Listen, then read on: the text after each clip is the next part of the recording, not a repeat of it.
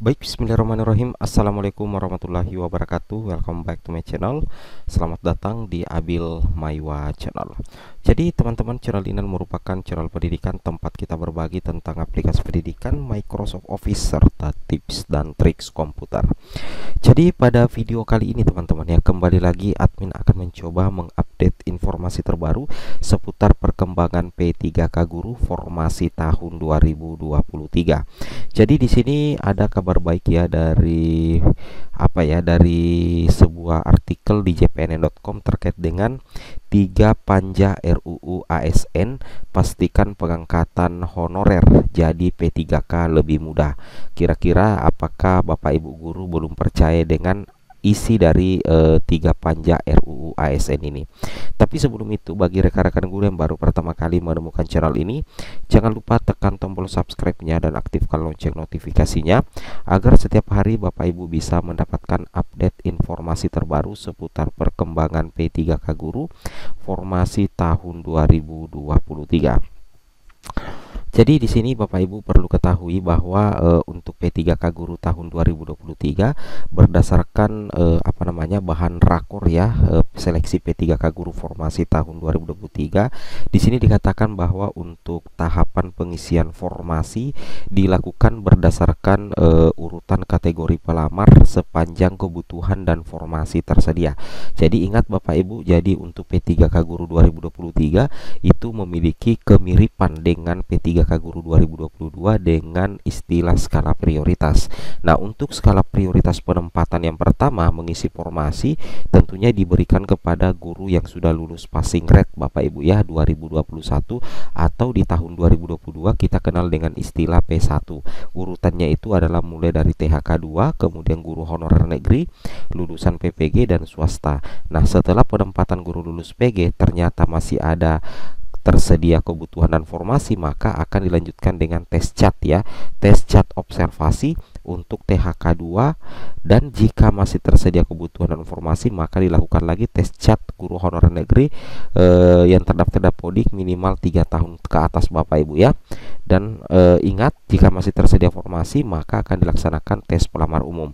Nah, untuk THK 2 Bapak Ibu ya, untuk THK 2 dengan guru honorer negeri itu nantinya akan mengikuti tes cat, tapi soalnya berbeda dengan pelamar umum sebagaimana yang pernah diutarakan oleh Ibu Nunuk Bapak Ibu ya. Oke, kemudian di sini ini adalah beberapa kategori guru honorer yang sudah terdata datanya di BKN ya. Jadi kalau misalkan Bapak Ibu merasa termasuk salah satu dari 3 kategori ini, berarti peluang Bapak Ibu itu sangat besar ya menjadi ASN P3K. Meskipun demikian, pelamar umum tetap juga ya berpotensi lulus, termasuk guru swasta dan lulusan PPG Bapak Ibu. Untuk yang terdata di BKN yaitu kategori 2 adalah guru kategori 2 yang ada kartu ujian 2013 Bapak Ibu. Ini masuk P2 kalau dia tidak lulus PG, tapi kalau dia lulus PG dia masuk P1 paling prioritas. Kemudian P1 guru yang lulus passing grade ya. Nah, ini kalau dikatakan P1 guru yang lulus passing grade berarti masuk kategori P1 yang ini Bapak Ibu ya, mulai dari THK 2, kemudian guru honorer negeri, kemudian lulusan PPG dan swasta. Pokoknya keempat kategori guru ini ketika dia lulus passing grade maka dia menjadi guru PG 2021 dan menjadi prioritas pertama di seleksi P3K Guru 2023. Seperti itu kira-kira ya. Kemudian yang ketiga adalah non ASN ya, guru yang terdata sewaktu pendataan guru di tahun 2022 untuk sekolah negeri. Nah, ini yang pendataan kemarin ya, termasuk juga P2 dan P3 Bapak Ibu, tapi yang di sekolah negeri.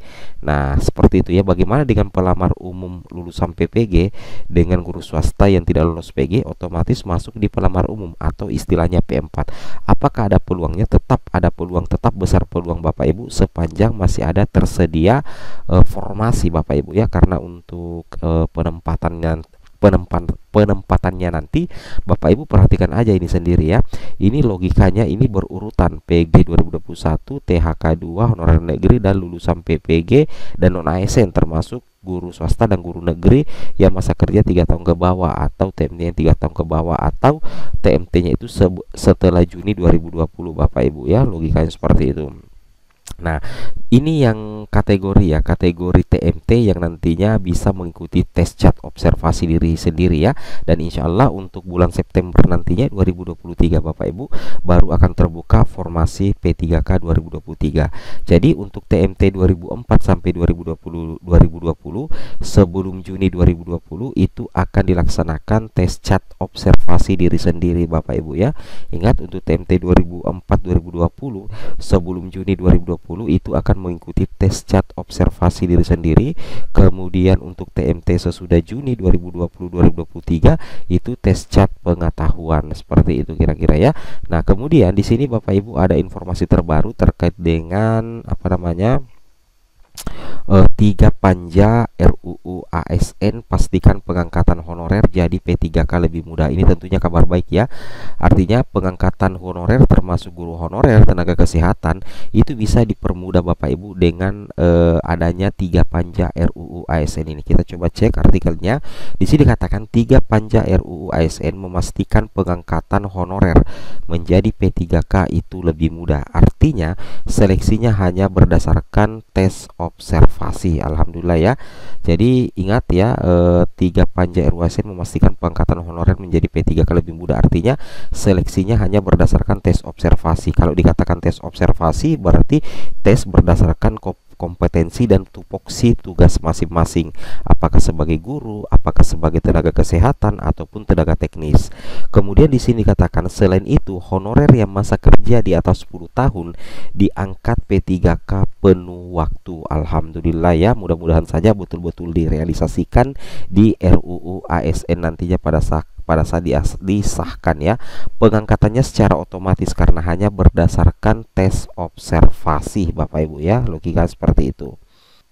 Nah, ini 3 ya. Berikut adalah 3 personel panja RUU ASN Komisi 2 DPR RI yang dirangkum jpnn.com Bapak Ibu ya. Kita langsung saja. Nah, yang pertama itu adalah Samsu Rizal, Wakil Ketua Komisi 2 DPR RI. Ini menyebutkan ada 3 usulan Komisi 2 DPR RI. Pertama, mengangkat semua honorer menjadi pegawai pemerintah ya P3K dengan perjanjian kerja. Usulan kedua adalah mengupayakan agar nanti ada juga dana pensiun untuk P3K. Ini akan terus dibunyikan Komisi 2 DPR RI agar P3K bisa mendapatkan pensiun seperti pegawai negeri sipil Bapak Ibu ya. Kemudian usulan ketiga adalah jenjang karir P3K yang boleh menduduki jabatan-jabatan tertentu. Jadi nantinya tidak ada bedanya antara PNS dan P3K. Wow, mantap ya. Kemudian yang kedua adalah Haji Muhammad Rifki Nizami Karsyayud, anggota Panja RUU ASN Komisi 2 DPR dari Kalimantan Selatan ini mengungkapkan RUU ASN ini adalah salah satunya untuk menyelesaikan masalah 2,3 juta honorer yang akan ditiadakan pada 28 November 2023 Bapak Ibu ya.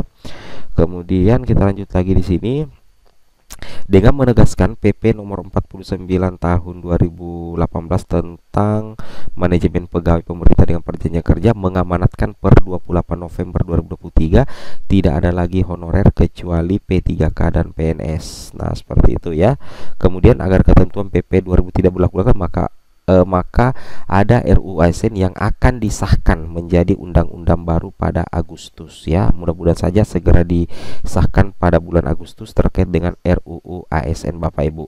Anggota Komisi 2 DPR dari fraksi PD Perjuangan menambahkan sudah ada kesepakatan dalam hal ini dengan Menpan RB ya, tidak ada PHK massal Bapak Ibu ya. Nah, mudah-mudahan saja seperti itu ya. Itu yang kita harapkan Bapak Ibu. Kemudian kita lanjut lagi di sini, intinya seperti itu Bapak Ibu ya. Ini termasuk penampilan dari anggota DPR ini luar biasa sekali ya dalam memperjuangkan guru-guru honorer Bapak Ibu ya. Oke, semoga bermanfaat ya. Nah, di sini dikatakan ada juga di sini dengan catatan ya. Adapun 4 poin penting disampaikan politikus fraksi Partai Keadilan Sejahtera Nah, ini yang pertama tadi. Pertama, honorer K2 yang sudah mengabdi puluhan tahun menjadi prioritas dalam rekrutmen P3K 2023. Kedua, tidak ada lagi tes yang menggunakan sistem CHAT, cukup dengan penilaian observasi atau kevalidan dalam berkas seperti penilaian kinerja.